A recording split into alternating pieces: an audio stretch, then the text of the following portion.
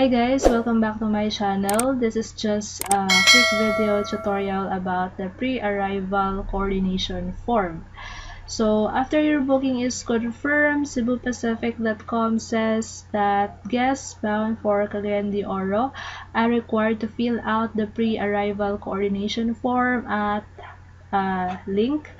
You will receive a travel confirmation email 1 to 2 days prior to the registered travel date. Click OK to proceed the pre-arrival coordination form.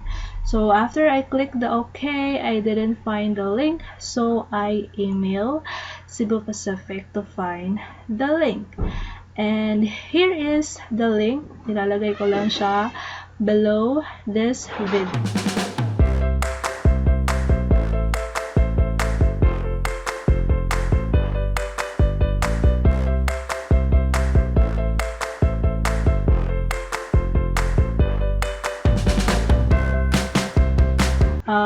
Scroll down and click travel documents requirements.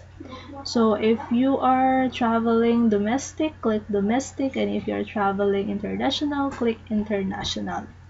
So here you can click here if you are traveling to Bacolod. Here are the list of travel requirements to Bacolod and to Bohol, to Boracay.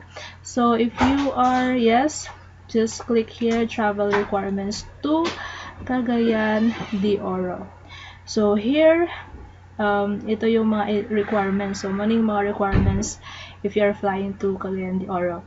And just click this here pre-arrival coordination form at mapupunta kayo sa ganitong page. So so nakalagay dito na this form is open from Monday to Sunday and every 12 noon to 1 p.m. or 3 p.m. to 3:30 p.m. there will be a database check.